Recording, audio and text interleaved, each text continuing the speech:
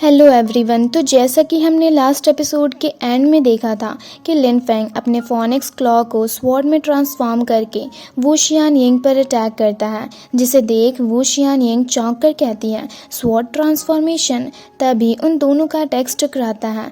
अब आगे हम देखते हैं, उन्हें देख एक एल्डर कहते हैं स्वॉर्ड ट्रांसफॉर्मेशन जैसी टेक्निक बस निर्वाणा रिलम कल्टिवेटर से यूज़ कर सकते हैं, जिस पर वहीं खड़े दूसरे एल्डर कहते हैं पर ऐसी मैजिकल पावर्स तो निर्वाणा रिलम कल्टीवेटर के भी कंपैरेबल नहीं है।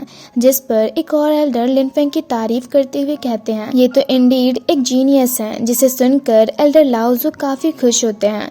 तभी कुछ और कल्टीवेटर्स भी लिन फेंग और वू शियानयिंग की फाइट देखने के लिए आगे जाते हैं। तभी लिन फेंग का स्वॉर्ड वू शियानयिंग के अटैक को डिस्ट्रॉय कर देता है, जिससे एक ब्लास्ट होता है। ये देख शिंग लिन फेंग की तारीफ करने लगती है। वहीं दूसरी तरफ वू शियानयिंग भी लिन फेंग की पावर की तारीफ करते हुए कहती है ये तो सच में जीनियस है, जिसने गॉड लेवल स्वॉर्ड स्पिरिट को हासिल कर लिया है। और ये भी कहती है कि अगर ऐसी बात है तो अब मैं भी अपनी पूरी पावर्स का यूज करने जा रही हूँ। तो लिन फेंग कहता है हाँ क्यों नहीं। तभी वू शियानयिंग लिन फेंग के चारों तरफ एक मैजिकल फॉर्मेशन एरी एक्टिवेट कर देती है, जिसे देख लिन फेंग कहता है सी केज फॉर्मेशन, ये तो बिल्कुल मेरे फोनिक्स केज क्लॉ के जैसी है। तभी उस पर बहुत सारे तीर से अटैक होते हैं, जिसे देख लिन फेंग अपने फोनिक्स बर्ड को समॉन करता है, जो कि स्ट्रॉन्ग फ्लेम वेव रिलीज करती है और उन तीरों को डिस्ट्रॉय करके ऊपर की ओर जाती है। वहीं लिन फेंग एक बड़ा सा मैजिकल स्वॉर्ड क्रिएट करता है और वू शियानयिंग के फॉर्मेशन एरी पर अटैक करता है, जिसे देख वू शियानयिंग भी अपने फॉर्मेशन एरी की पावर्स को और इंक्रीज कर देती है। ये देख शियानी कहती है बेईहई की प्रिंसेस भी काफी स्ट्रॉन्ग है। तभी वहाँ शिंगर आकर कहती है ये फॉर्मेशन एरी तो एक्चुअल में मेरे भाई के सारे स्वॉर्ड पावर को निगल रही है। दूसरी तरफ लिन फेंग भी अपनी स्वॉर्ड पावर को बढ़ाने के लिए उसमें फोनिक्स फ्लेम का यूज करता है और वू शियानयिंग के अटैक को ब्लॉक करने लगता है, जिससे उसकी फॉर्मेशन एरी डिस्ट्रॉय हो जाती है और लिन फेंग बाहर आकर उस पर अपने स्वॉर्ड के जरिए अटैक करने जाता है, जिससे अपनी ओर आता देख वू शियानयिंग टाइम एंड स्पेस टेक्निक का यूज करती है, जिसके कारण सब फ्रीज हो जाते हैं और हिल भी नहीं पा रहे होते। तभी शिंगर mind to mind Lin Feng को आवाज देती है। तो दूसरी तरफ लिन फेंग भी वू शियानयिंग को गौर से देखते हुए कहता है टाइम एंड स्पेस टेक्निक। वहीं वू शियानयिंग अपना वेपन लेती है और वहां से गायब होते हुए लिन फेंग को छोड़कर सबको अनफ्रीज कर देती है और लिन फेंग पर पीछे से अटैक करने जाती है, जिसे देख एक बंदा काफी खुश होकर सोचते हुए कहता है लिन फेंग अब तो तुम्हारी मौत पक्की है। वहीं दूसरी तरफ से ये सब देख मास्टर ली को भी लिन फेंग की फिक्र होने लगती है। तभी वू शियानयिंग जैसे ही उस पर अटैक करने जाती है, लिन फेंग अनफ्रीज होकर उस पर अटैक करता है, जिससे वो पीछे की ओर जाकर चौंक कर सोचने लगती है ये ऑलरेडी गोल्डन बॉडी टेक्निक को सक्सेसफुली कंप्लीट कर चुका है। तभी लिन फेंग उस पर इटर्नल लाइफ स्पेयर टेक्निक के जरिए अटैक करता है, जिससे बहुत सारे रूट्स वू शियानयिंग के ओर जाने लगते हैं, जिसे अपनी ओर आता देख वू शियानयिंग एक सोल सील्ड के जरिए रोकने लगती है।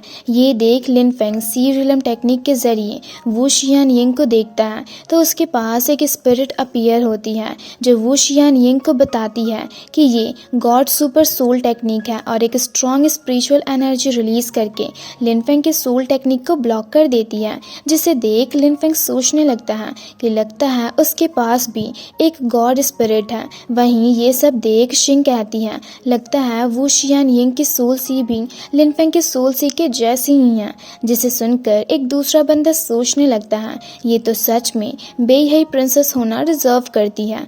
दूसरी तरफ वू शियानयिंग अपनी आंखें खोलकर लिन फेंग से कहती है तुम्हारी सोल पावर तो सच में कमाल की है, और लिन फेंग के आगे अपनी हार मान लेती है, जिसे सुनकर सब हैरान रह जाते हैं और कहते हैं आखिर ये गिव अप कैसे कर सकती हैं। जिसे सुनकर अंकल लान कहते हैं लगता है बेईहाई की प्रिंसेस ने लिन फेंग की सोल टेक्निक को समझ लिया है। जिस पर शियांग युआन कहता है जरूर वू शियानयिंग ने अपनी सोल सी की हिडन पावर्स को यूज किया होगा लिन फेंग के सोल सी डिवाइन डोमेन को डिस्ट्रॉय करने के लिए, और अगर वो ऐसा नहीं करती तो वो जरूर लिन फेंग से हार जाती। तो अंकल लान कहते हैं अगर वो लगातार अपनी डिवाइन पावर्स का यूज करती तो उसकी शन बान एक्टिवेट हो जाती, जिसके बाद लिन फेंग को हराना इम्पॉसिबल पॉसिबल भी नहीं होता। पर अगर वो फाइट कंटिन्यू करती तो भी उससे उसे कोई बेनिफिट नहीं मिलता। तो अच्छा हुआ कि उसने हार मान लिया। इससे उसे लिन फेंग के मेथड्स को भी सीखने का मौका मिला। और वैसे भी वो भी एक जीनियस ही है बाकियों के मुकाबले। ये फ्यूचर में एक अच्छा वेपन भी बन सकती है। तो शियांग युआन भी वू शियानयिंग की तारीफ करता है। वहीं दूसरी तरफ लिन फेंग की ग्रेवयार्ड स्पिरिट उसे बताती है, मुझे लगता है ये जानबूझकर फाइट कंटिन्यू नहीं करना चाहती ताकि इसकी मैजिकल पावर्स के बारे में कोई जान ना पाए। जिस पर लिन फेंग कहता है, और शायद ये भी हो सकता है कि अगर ये अपनी सारी मैजिकल पावर का यूज करके क्रिटिकल मोमेंट में भी जीत ना पाए। ये बे हाई प्रिंसेस से डील करना इतना आसान नहीं। और वू शियानयिंग की हार एक्सेप्ट करता है। तो वू शियानयिंग एक लोटस प्लेटफॉर्म के ऊपर जाकर एक स्पिरिचुअल एनर्जी रिलीज करती है, जिसे देख एक एल्डर कहते हैं, इसने हॉली स्पिरिट को कंडेंस किया है। ये तो सच में एक जीनियस होने के काबिल है, क्योंकि इसने बस अपनी स्पिरिट पावर को रिलीज करके सेकंड लोटस प्लेटफॉर्म को हासिल कर लिया।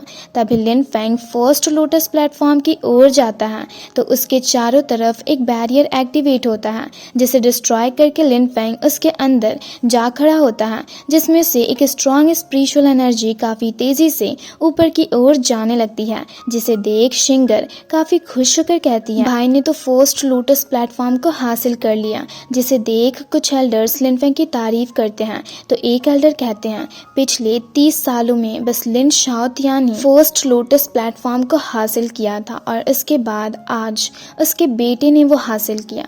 दूसरी तरफ हम लिन फेंग को फर्स्ट लोटस प्लेटफॉर्म की पावर्स को कंज्यूम करते हुए देखते हैं। जिसे देख शियानी कहती है, ये सिंटो सब्सटेंसेस के साथ स्पिरिचुअल एनर्जी का एक लॉन्ग रिवर है। तो ली उससे कहती है, अगर ऐसी बात है तब तो ये डिवाइन बेस को भी क्रिएट कर सकती है। जिस पर शियानी लिन फेंग को देख कहती है, इसे हासिल करने से जब तुम निर्वाणा रिलम में एंटर करोगी तो सेम लेवल के बाकी कल्टीवेटर्स के कंपैरेबल तुम्हारी पावर्स ज्यादा स्ट्रांग होगी। और इसके ये कहते ही ये एपिसोड यहीं पर खत्म होता है। तो अगर आप लोगों को ये वीडियो अच्छी लगी तो वीडियो को लाइक और चैनल को सब्सक्राइब कर दें।